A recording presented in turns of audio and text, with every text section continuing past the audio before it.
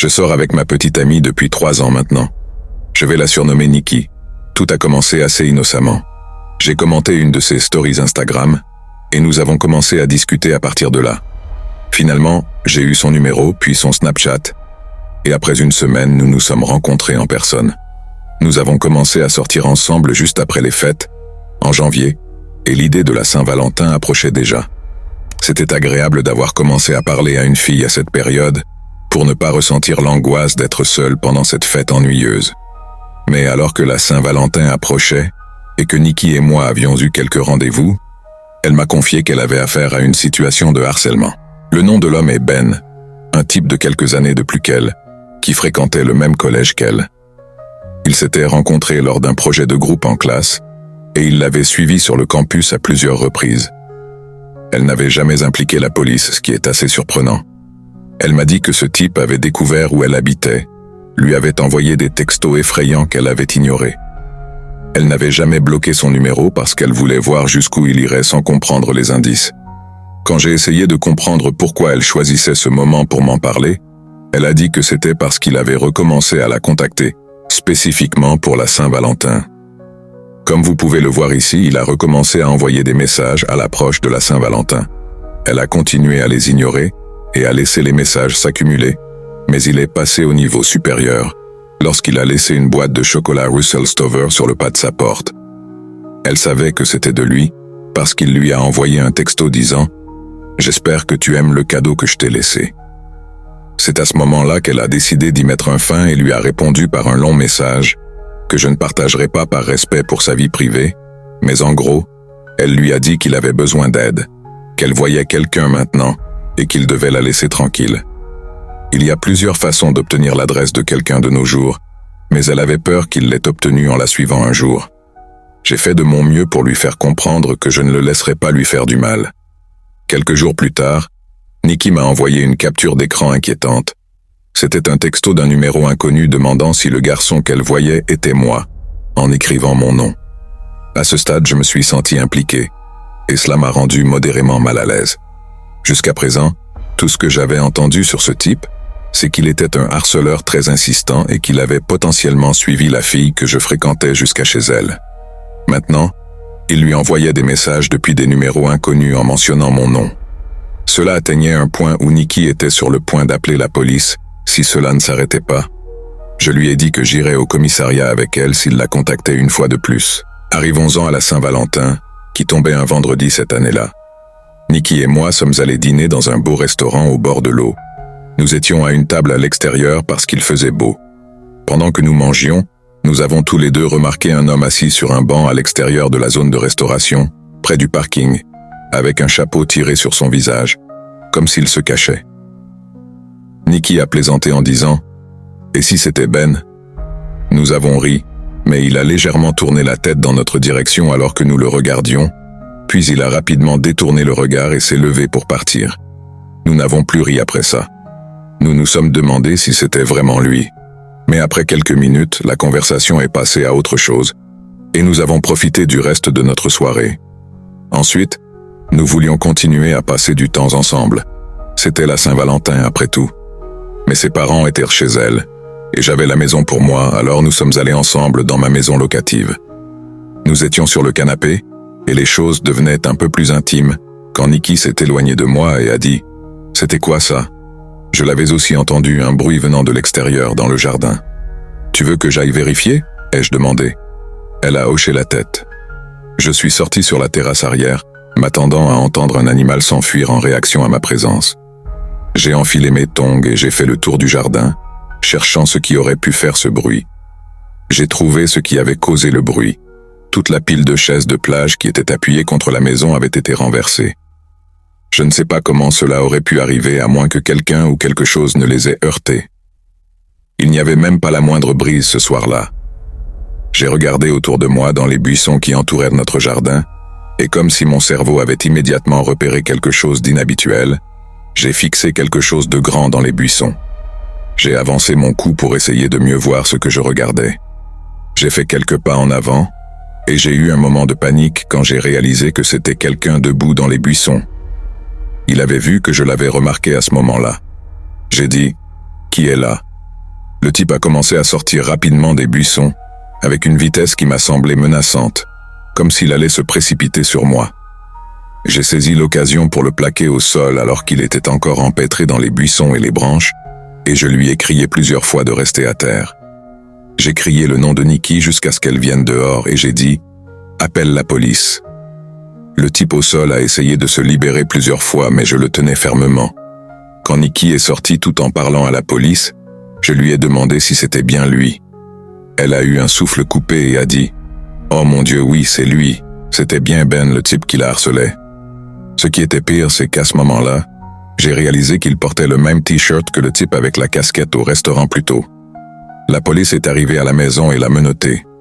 Il a été inculpé pour intrusion et, profitant de l'occasion, Nikki a montré aux officiers tous les messages de harcèlement et d'obsession qu'elle avait reçus de lui. Comme il était déjà arrêté, Nikki a porté plainte pour harcèlement et filature, et le type a finalement dû payer une amende et a écopé d'un délit.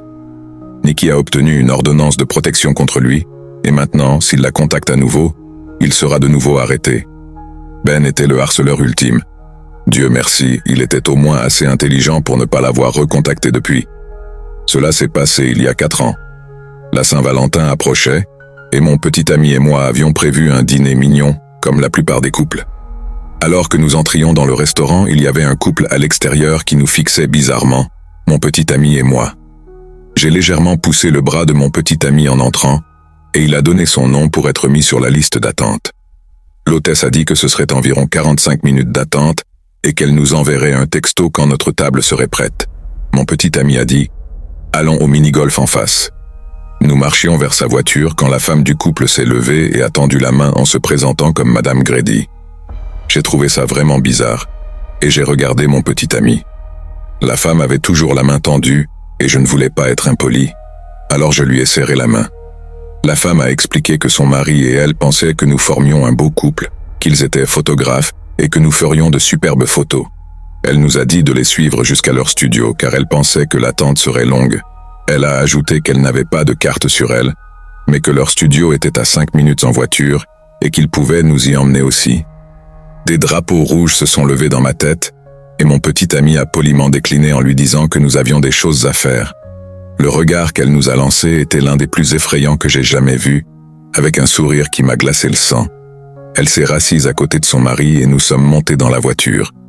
J'ai dit à mon petit ami à quel point cette interaction était bizarre et que le mari n'avait même pas dit un mot.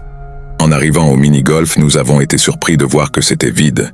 Nous avons ri de la situation, mais en réalité j'étais toujours mal à l'aise, car cet endroit n'est pas très grand et on peut voir la porte d'entrée depuis tous les niveaux. Alors que nous étions à notre 5e trou, j'ai entendu la cloche de l'entrée sonner. Je me suis retourné et mon cœur s'est arrêté. C'était la même femme avec son mari. Elle a semblé regarder autour d'elle, puis, quand nos regards se sont croisés, elle m'a fait le sourire le plus effrayant. J'ai prévenu mon petit ami, et il s'est retourné pour les voir en train de prendre leur équipement. Je lui ai dit que j'étais mal à l'aise et que nous devrions aller attendre dans la voiture, car 15 minutes s'étaient déjà écoulées, donc ce ne serait plus très long. Il a accepté et nous nous sommes retournés pour les voir juste derrière nous, avec des sourires encore plus grands. « C'est fou que nous soyons tous les deux venus ici », a dit Madame Grady. Cette fois, le mari a dit « Nous devrions nous affronter, Grady contre Rod ». Le cœur de mon petit ami a coulé à ce moment-là, car son nom de famille est Rod. Nous avons poliment décliné, ne voulant pas savoir comment ils connaissaient cette information, et avons dit que nous devions partir. Leurs sourires se sont effacés, et nous nous sommes précipités dehors. J'ai dit à mon petit ami que nous devrions rentrer chez lui, car c'était plus proche que chez moi, et que mes parents ne seraient pas là avant dimanche matin. Il a dit que nous irions après le dîner, et que nous ne laisserions pas un couple bizarre gâcher notre soirée. Nous avons attendu environ 15 minutes dans la voiture en parlant de cette situation étrange, puis il a reçu un texto du restaurant disant que notre table était prête. Nous avons dîné, et il a insisté pour payer, car c'était la Saint-Valentin. Alors qu'il allait aux toilettes, j'ai cru voir cette femme regarder depuis un coin. Je me suis convaincu que c'était dans ma tête. Mon petit ami est revenu, et nous étions prêts à partir. Pour rentrer chez lui, il fallait prendre une longue route entourée d'arbres. Alors que nous commencions à conduire, nous avons remarqué une voiture qui nous suivait. Je l'ai signalé à mon petit ami, et nous nous sommes arrêtés sur le parking d'un CVS. J'avais besoin d'aller aux toilettes, et comme c'était un long trajet, nous sommes tous les deux sortis. Quand nous sommes revenus, nous n'avons plus vu la voiture qui nous suivait. Alors nous avons repris la route. Sur cette route entourée d'arbres, après environ 3 à 5 minutes, nous avons entendu un bruit sourd, et mon petit ami a arrêté la voiture. Ses 2 pneus avant avaient éclaté. Il a fait le lien et m'a dit de sortir de la voiture, car il ne restait plus beaucoup de temps avant qu'ils arrivent. Il a coupé le moteur, éteint les phares et verrouillé les portes. J'étais terrifiée et confuse, ne sachant pas ce qui se passait. Je lui ai dit que nous devrions attendre dans la voiture, mais il m'a rapidement pris par la main, et nous avons couru dans les bois. Il m'a dit de me taire, et nous nous sommes cachés derrière des arbres et des buissons. Pendant que nous nous cachions, il a appelé la police et a rapidement expliqué où nous étions et ce qui se passait. L'opérateur lui a demandé de rester en ligne, mais il a dit qu'il ne pouvait pas et a raccroché. Nous sommes restés allongés, et nous avons entendu le moteur d'une voiture s'approcher. Mon petit ami m'a dit de rester à plat ventre, et nous avons entendu la voix familière de Madame Grady, si c'était vraiment son nom. Elle a crié « Merde, nous avons pris trop de temps !» Nous avons entendu une portière de voiture claquer, puis une voiture est partie à toute vitesse. Nous sommes restés cachés jusqu'à ce que la police arrive, environ 2 minutes plus tard. Nous avons expliqué la situation et on nous a dit que nous serions contactés si quelque chose se présentait. J'ai appelé ma sœur pour qu'elle vienne nous chercher, et il a appelé la dépanneuse pour sa voiture. 4 ans plus tard, rien n'a été découvert. Et nous n'avons jamais su ce qu'ils voulaient ni qui ils étaient. Nous sommes maintenant mariés, avec une histoire folle à raconter à nos enfants. Pendant le semestre d'automne 2018, je suivais des cours en ligne dans une université assez prestigieuse, mais je savais que je transférerais dans une université de ma ville natale pour le semestre d'hiver. Je voulais quand même me faire de nouveaux amis pour ne pas me sentir seul, et peut-être rencontrer quelqu'un avec qui sortir, ce qui est arrivé. J'ai rencontré une fille sur Tinder, elle était vraiment sympa, et nous avions beaucoup en commun. Pour faire court, nous avons commencé à sortir ensemble, et nous nous amusions beaucoup. Elle n'était pas de ma ville natale, et j'avais remarqué qu'après son retour de Thanksgiving, son comportement et son attitude avaient changé. Elle avait toujours été un peu sarcastique, mais maintenant ça semblait carrément méchant. Par exemple, le flirt taquin était devenu beaucoup plus agressif. Il n'y avait pas de violence physique, mais c'était le genre de taquineries qui n'ont pas leur place dans une relation. J'ai mis ça sur le compte du stress des examens finaux. Elle est finalement rentrée chez elle pour les vacances d'hiver, et nous avons trouvé des moyens de rester en contact tous les jours, par texto, Snapchat et des FaceTime occasionnels, 1 ou 2 fois par semaine.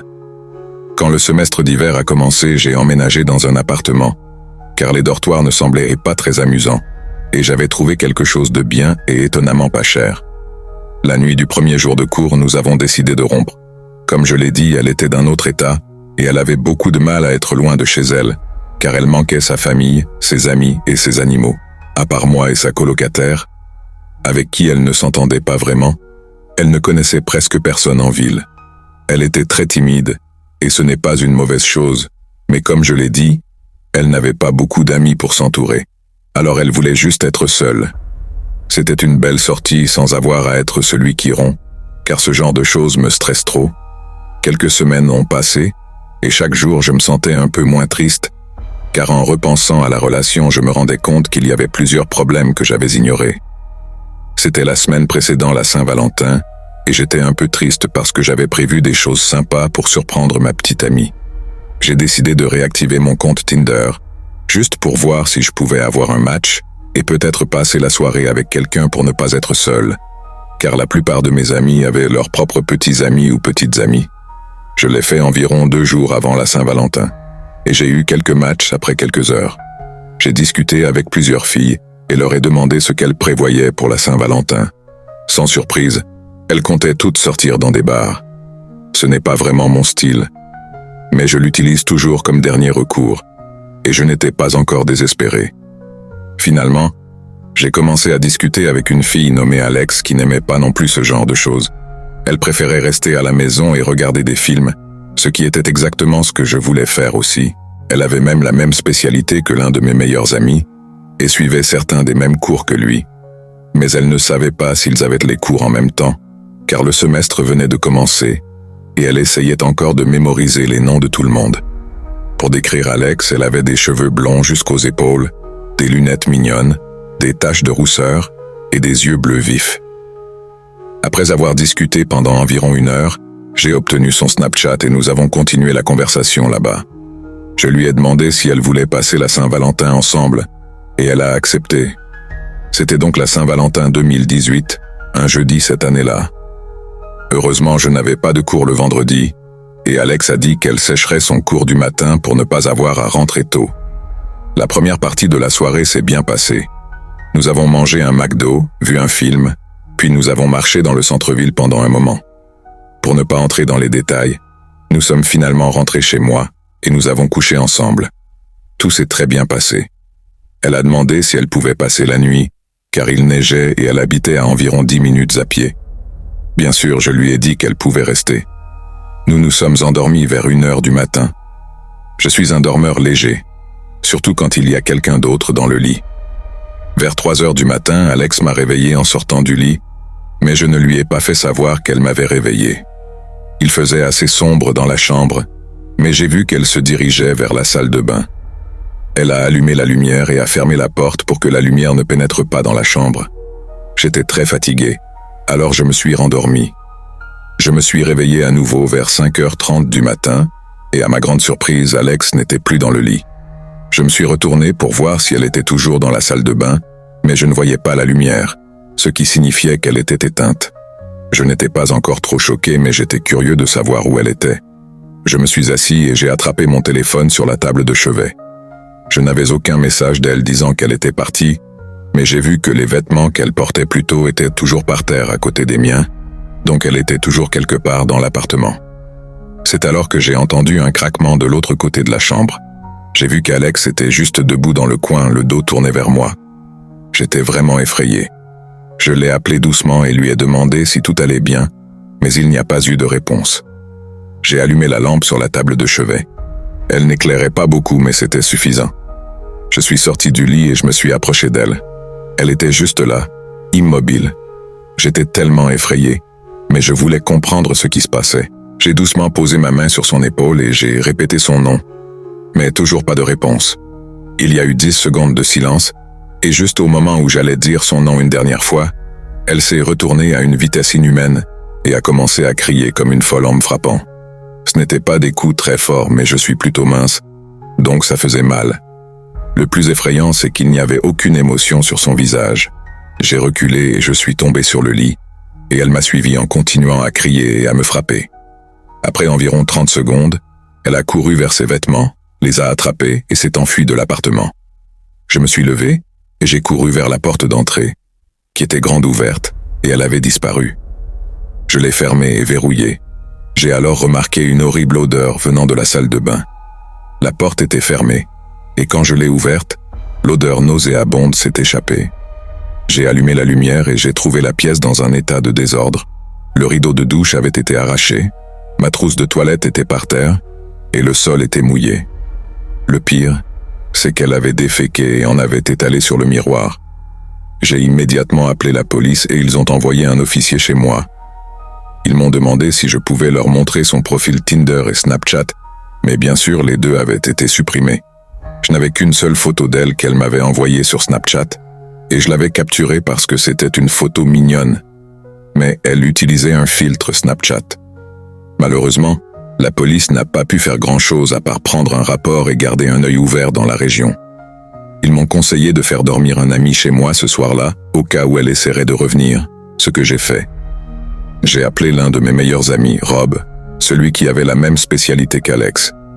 Il est venu plus tard dans la soirée, et je lui ai raconté toute l'histoire. L'un des cours qu'elle disait suivre, et que Rob suivait aussi, était un petit cours qui ne se réunissait que 2 fois par semaine. J'ai montré à Rob la photo que j'avais, et quand je lui ai demandé s'il la connaissait, il a dit qu'il ne l'avait jamais vue en cours. Rob et moi avons regardé un film, et nous sommes endormis vers minuit. Je me suis réveillé vers 3 heures du matin en entendant quelqu'un essayer d'ouvrir la porte d'entrée de l'extérieur. Après avoir laissé ça durer environ 1 minute, ça s'est arrêté. Je suis allé regarder par le Judas, mais il n'y avait personne. Rien ne s'est passé depuis, mais ça me hante encore.